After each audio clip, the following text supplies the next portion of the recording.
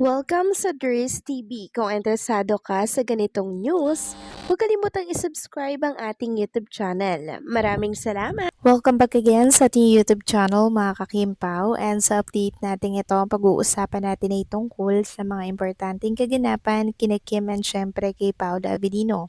Pero bago po ang lahat, maraming salamat sa inyong patuloy na pagsuporta at pagsubaybay sa mga daily update natin. Kaya naman bilang pasasalamat, narito pang isang napili kong komento patungkol ito sa naging previous update. Mula ito kay Ginang Norma, sabi niya, "Good day M, and then super close na ang family ng dalawa. Whatever moves na gagawin nyo, di na matitibag na kasi civilly married na silang dalawa. Kaya waste of time yung ginagawa nyo, for sure magpakasal na yan sa simbahan next year. Kaya wait na lang natin, really destined for each other, yes. Close na ang family ni Kimi kay Pao. Happy born day, Paolo. MVTZ and more projects and endorsement to come. God bless you both." Maraming salamat po sa komento, Ginang Norma Dayag. Yes, tama po kayo. Very close na itong family ni Paolo kay Chinita Princess, and ganun din yung family ni Kim kay Paolo. So, parehas po ang magkabilang panig, 'di ba? Na maganda po ang kanilang relationship. And also, sinong family ang hindi po magugustuhan si Chinita Princess? Sobrang bait niya kaya mga kakimpaw. Sobrang malambing din, maalaga mga kakimpaw, at alam naman natin na isang magulang magugustuhan po pag ganun po yung iyong ano, 'di ba? Girlfriend ng anak mo, 'di ba, mga kakimpaw. Kaya botong-boto sila kay Chinita Princess. Bukod sa mabait, maalaga, marunong din po siyang makisama sa mga taong nakapalibot po sa kanya. Kaya nga mahal na mahal po siya ng marami mga kakimpaw, 'di ba? Ang dami pong nagmamahal kay Chinita Princess. Lahat gusto siya. Yun ay dahil sobrang bait niya nga po mga kakimpaw. Kaya hindi po malabong mangyari na ikakasal yang dalawang yan sa mga susunod po na taon. Wait na lang natin yung tamang panahon para po sa kanilang pag-iisang dibdib. Sa ngayon kasi ang dami pang naka-line up na projects sa kanila mga kakimpaw. Kaya naman na syempre kailangan nila munang tapusin yon bago sila lumagay sa tahimik at bumuo po ng pamilya. And sana mas marami pang project at endorsement ang makuha nila mga kakimpaw, nang sa ganon, magagamit nila yan for sure sa kanilang future. So maraming salamat po sa inyong komento, Ginang Norma Daya. God bless po sa inyo and pabuhay kayo. So eto na nga, pag-usapan na natin ang mga balita po na nakalap natin sa araw na to ng Webes. At unahin nating pag-usapan itong mensahe po ni Paulo sa mga bumati po sa kanya kahapon na sa kakatapos lamang po na kaarawan ni Paolo.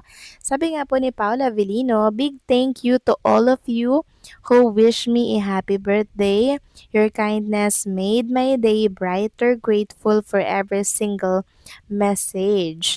So, ang tweet lang ni Paula Avellino sa kanyang mensahe na nagpapasalamat po sa inyong mga napakalalambing at napakagandang birthday wish at message po sa kanya at maging kay Chinita Princess. O 'di ba, na-appreciate niya yung mga pagbati ninyo mga kakimpaw. Actually, kahapon ko pa po ito inaantay, yung pasasalamat niya sa mga pagbati po ninyo.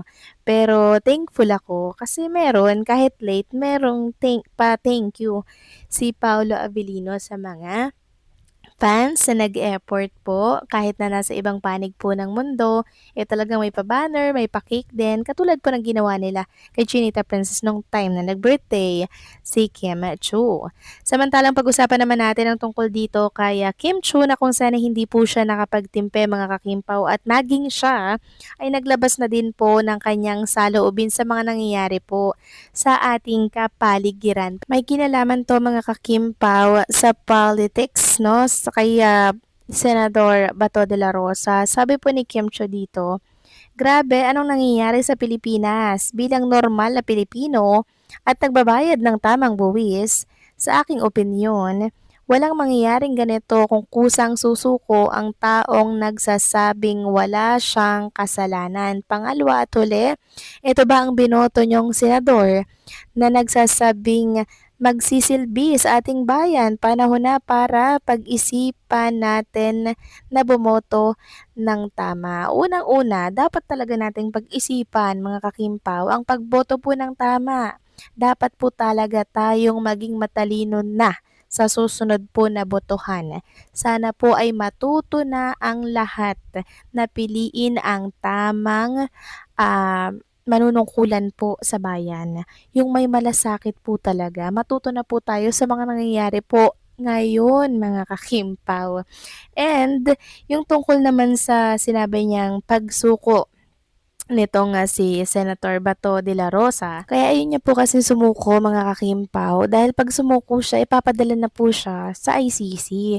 So papayag siyang susuko pero sana dito lilitisin sa sarili po nating bayan. 'Di ba? Yun po yung punto marahil ng Senator Bato de la Rosa. At sa pagkakaalam ko, pag nasa Senado ka, hindi ka pwedeng arestuhin. 'Di ba? May nakita pa nga po ako, mga kakimpaw, na nagdi-drill ng pader, 'di ba? Para po mahuli ito nga si Senator Bato de la Rosa.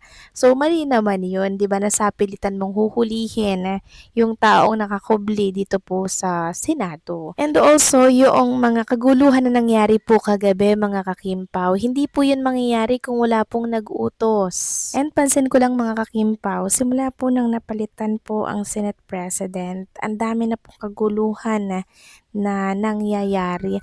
Alam ko iba-iba po ang opinyon natin mga kakimpaw at hindi ko naman po yun pinanghihimasukan. Pero ang payo lang po ng mga Kimpaw fans kay Chinita Princess ay wag na po siyang makigulo pa no sa usapin po sa politics kasi alam naman natin na mababatikos na naman si Chinita Princess mga kakimpaw, 'di ba? Sa magiging opinion niya po katulad niyan. For sure marami na naman po ang magagalit, may inis sa kanya, kung ano-ano na naman ang sasabihin kay Chinita Princess. Kaya sana mga kakimpaw ay wala pong mainis or magalit sa kanya. Actually, karapatan po ni Kim Chiu yan na magsalita po siya dahil syempre nagbabayad siya ng tamang buwis, 'di ba? And also, bilang isang normal na Pilipino, karapatan niya pong magsalita. Pero syempre, bilang mahal natin si Chinita Princess, ayaw natin siyang mapahamak, ayaw nating makabasa ng mga bad comments tungkol sa kanyang maging statement. So, sabihin natin nagmamagandang loob lang siya mga kakimpaw, pero ang sasabihin ng iba hindi po natin yan makokontrol, hindi po natin yan mapipilter mga kakimpaw. Kaya sana ay wala pong mambatikos ngayon kay Chinita Princess. Hindi lang po talaga siya nakapagpigil na maglabas ng kanyang saloobin sa mga nangyayari po dito sa ating bansa. Kayo ba mga kakimpaw, ano po ang inyong masasabi dito? Please comment down below.